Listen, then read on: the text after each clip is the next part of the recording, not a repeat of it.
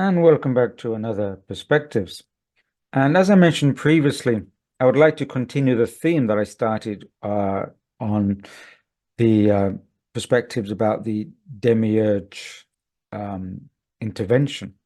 And when I was referring to some of the ideas in the book, The People of the Secret.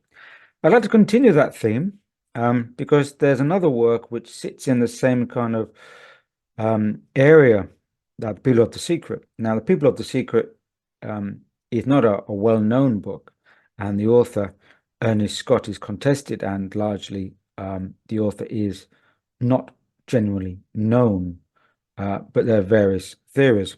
Now, here's another book that is even less well-known than The People of the Secret, and it's called Approach to Reality. And this book, Approach to Reality, is allegedly by A.J. Peterson, but you're not going to find anything on A.J. Peterson. And the book actually is published out of Cambridge from Rose King Publications. Now, in the book, it's about a person basically starting their spiritual search and meeting along the way kind of serendipitously certain characters and certain teachers and certain people along the way. It's a well-known meme or trope to have that kind of anonymous searching and then certain content and messages I put into that book. And but if you read the book, anyone who read the book will realize that there's some contacts involved, which for me makes it related to the People of the Secret. I mean, I can't prove that and I can't describe it now, but from my understanding, there's a relationship in some way between those involved with this book and the People of the Secret in an indirect way. So what I feel is important and which continues with the theme of this, the demiurge operation, is that in the book, the A.J. Peterson, the author, comes across another person by the name of Kate, and I believe that refers to a person known as Kate Thomas, who also had contact with certain spiritual traditions, and they had certain kind of experiences, what we know as awakening experiences. And in the end of the book, the final chapter, the author, with the permission of this person, Kate, gives extracts from their notes of their kind of awakening. And it refers to certain, again, time cycles and aspects on the planet, on this planet Earth. So I'd like to refer to it and relate it to the demiurge operation mentioned in The People of the Secret. So these now are extracts taken directly from the experience of this person as they had this awakening experience. They state, "In this state, I perceived a vast act of direct intervention in the life of mankind, like a realignment with the source of all manifestation, which necessitated the prior removal of an obstruction in its correct development. This occurrence coincided with the release of a fresh inflow of magnetic influences, also a stepping up of a vibrationary pressure, like entering a more powerful force field or submission to a forced process of growth, designed to produce an evolutionary leap. But it all happened in the dimension of the higher self and has not yet externalized into our world of linear time, though its foreshadowings are already apparent." Now, this book was published in 1983, yet this material was written down in these notes in about 1979, but they occurred around 77, 78, were written in 79. So we're talking again about almost half a century here. And again, similar to The People of the Secret, which also was published in the 1980s. Around the same time, this experience is talking about a direct intervention into planetary life here. And it needed a release of fresh inflow of magnetic influences, a vibratory stepping up of the planet. But of course, first it needed a removal of an obstruction in its correct development. So you have these two elements here, a vibrationary step up of influx on the planet, but also needing to remove an obstruction that's blocking that development. And the second thing of interest, which is similar to this what was said in The People of the Secret, is that this has already happened. It's already been actualized in a higher dimension. It just hasn't yet, they say, externalized or filtered down into our reality construct, which means to say that it's inevitable. It's already occurred. It just hasn't yet occurred or externalized in our reality construct, which means it's imminent. It's coming. Of course, this was, written several decades ago.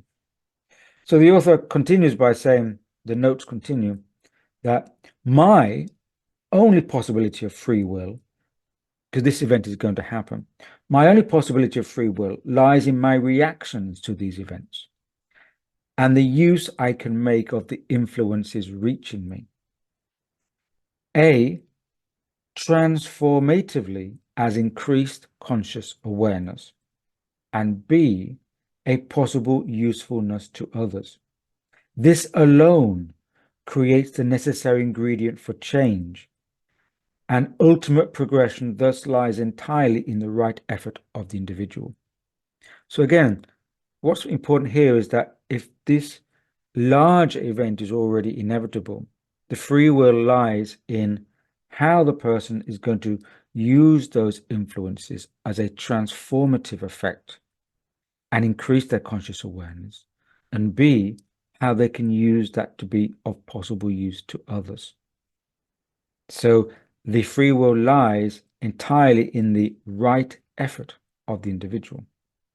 I think that's quite a critical thing to say. And now they continue and there's a focus on this obstruction, which was referred to. I'm only skipping now. And these are notes taken actually, what I read earlier was taken from much earlier. And these notes now are taken from 1974. So we are talking about half a century ago. In this vision, it was very dark. I was looking down on the earth and could see bright lights scattered here and there in the darkness. There was projected a series of visual scenes which streamed out into the darkness in front of me. These were of a subterranean network, a vast vice ring spread through the subtle subregions of the earth, which manifested outwardly in perversion, pornography, drug-taking, violence, and every kind of evil. The root was situated in a specific area, which I saw pinpointed on the earth below, and from which center or plexus spread the network like a giant spider's web. This source was of an occult nature and immensely powerful. It had a stranglehold on humanity, which could not develop correctly unless it was removed. It was communicated that certain implants had penetrated into the heart of the core itself, having infiltrated, like blood circulating veins, the very life force of the subversion, pre-programmed to operate at an appointed time. So here again, we have the idea that there's a dark network operating on the earth, but affiliated with occult schools. And it spreads from a place on the earth, a specific location, like a spider's web. And we've known that there's been kind of similar symbolism of this dark spider's web over the planet. Of course, it is going to be taken out. Again, later on in 1977, Again, similar kind of notes. I saw an occult school which recurred repeatedly through time, spreading itself like a giant spider's web, ensnaring the unwary, the gullible, the helpless and innocent, draining them of everything, at times of life itself. Yet more terrible were the uses they were put to, and their subsequent loss of potential and the possibilities of spiritual development.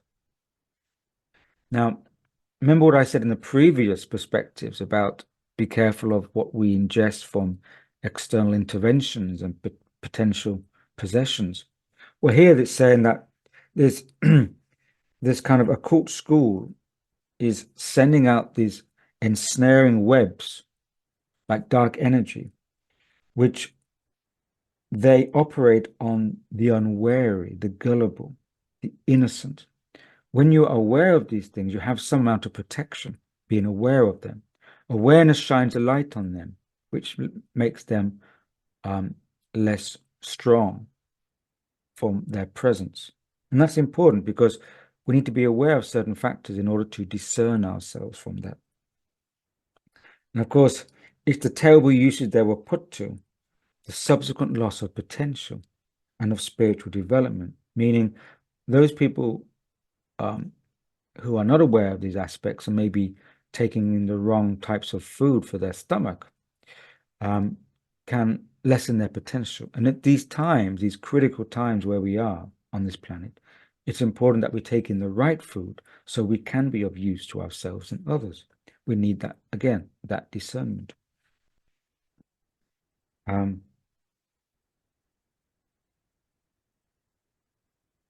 again, it's about taking out this obstruction, this blockage. The vision continues, and this is, again, similar time in the late 70s. I saw that this process, talking now this kind of cleansing, kind of filtering. I saw that this process was going on all over the earth, like a cleansing fire or giant security operation. Deviant impulses and every element productive of corruption, depravity, corrosion, destruction, disease, and distortion were cut out at the root and ruthlessly burned. It could be equated with a gardener determined to rid his garden of every parasite, a lopping off of dead wood and fungoid growth, a planetary house clearing. I saw that the residue, too closely linked to humankind to be destroyed without damaging the innocent, would for a time continue to flourish, giving the erroneous impression that corruption had triumphed, as in the past. But it fed and grew only on the energy imprisoned within its own substance, like a sap in a cut-off branch. And when this was used up at the height of its power, it would rapidly collapse and disintegrate, for its roots were gone, its pipelines were severed. It could no longer vampirize and subvert the life force of humanity. There's a lot of information in that part there. So there's a kind of alchemical transformation going on, a burning away of this dark occult residue upon the planet. But the residue being very close to linked to humankind, it cannot be destroyed quickly because it would destroy too much of humanity. So this process allows for a time of this dark residue to remain before it can be completely kind of transformed or alchemized or burnt away. But while it remains, it looks like that this corruption has triumphed because it's still present, but it hasn't. It's just a residue that remains on the way out. But of course, it's like a branch which is being cut off. It only has its own sap to feed on. So if you cut off its vital energy lifeline, it only can survive as long as the energy remains within it. When that's used up, it withers. So it says this energy within itself that's being cut off was used up at the height of its power. So the dark residue continues to grow, but it's only growing on limited energy within itself. It's not getting vital energy from without because there's already been a vibratory upgrade. It can't tap into that energy. And then when it's at its height, it rapidly collapses and disintegrates because it's out of fuel, out of energy. So it can no longer vampirize and subvert the life force of humanity. Interesting vision, that.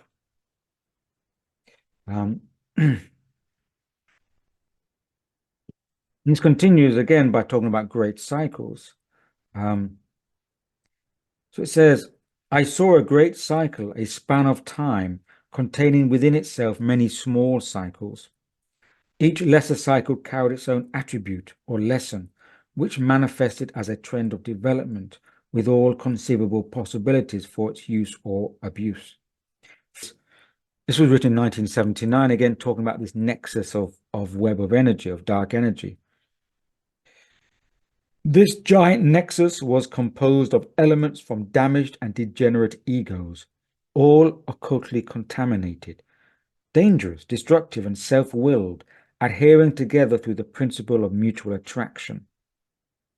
So there were kind of a lot of these damaged egos. There's a lot of predictive programming and social conditioning now about, if anything bad happens, we have to take care of ourselves only. Every man or woman for him or herself, get your guns and fight off your neighbors. This is the kind of damaged ego, which attracts mutual energy, which is part of the contamination. So again, we must be careful of what ideas and philosophy and thinking ideologies that we take in as food, because it could damage us further on if we're not being responsible enough. And the final part I want to read, that this act of intervention by a higher intelligence is, for our evolution, just a beginning. The demolition and clearing away of all not needed, the outdated, the dangerous, the ugly, the crude. The stepping up of vibration or quickening or inflow of light, however one may term it, heralds widespread changes. For this pruning and re-germination, plus the spending up of residual karma, is effective on all levels and will lead to population changes, the collapse of societies, and a new impetus which all life must respond to. Herein lies a parting of the ways, the separation of the wheat from the chaff. Those bearing the awakened seed within them will move along the time track, and those in whom it still sleeps continue again in the same round, as it was in the beginning, is now, and ever shall be. Again, quite potent vision there from the 1970s, way before I think there was a common dialogue or narrative on these changes going on. So just to kind of bring that very dense paragraph down again, these interventions by higher intelligences are part of assistance for evolution on a larger scale, what may be termed the demiurge operation, according to the people of the secret. Now, these again are not my opinions. I'm just sharing with you the information that's come across my radar. The demolition and clearing away that all that is not needed, the demolition of this dark blockage or residue, the stepping up of the vibration is part of the pruning and regermination, reseeding. But of course, to reseed, you have to prune, cut away the unnecessary, or cut away that which is harming or restricting new growth. There'll be population changes, collapse of societies, and a new impetus that all life must respond to. We must respond to this new impetus, not be put into depression, anxiety, or carrying away, fearing the worst and wanting some authority to give us a solution. We must respond to this regermination. Okay? And there lies the separating of the ways, or what I would refer to as the discernment between what is going forward and what is not energetically allowed to go forward. Again, it says the separation of the wheat from the chaff. Those bearing the awakened seed will move along the time track, the new regermination. Those whom the seed is still sleeping, not yet able to align with what's this new germination, will continue again in the same round, but not on this timeline. And so, interesting thoughts from a very, very obscure book, Approach to Reality, which was published out of Cambridge, United Kingdom, in 1983. And it's Rose King Publications only has a PO box in Cambridge. So no information on the publisher. Very obscure book, but some interesting, intriguing information there, which may align with today's situation and climate. But again, these are just ideas I'd like to put out there for people to consider, perspectives to reflect upon and see if that, put it in yourself. Does it feel right? Does it feel wrong? Do your own muscle testing or your own instinct testing. And as always, make up your own mind. I'm not giving you my opinion or beliefs or whatever they are.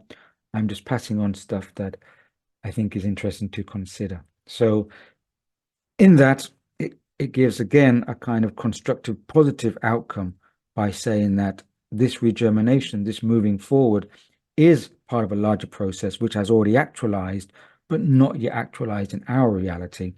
And in order to do so, it has to clear away some of the dark blockage and residue and this spider's web nexus. Interesting. So I'll leave that with you. And as always, be informed, be aware, be critical, stay well, and as always, stay grounded. Cheers.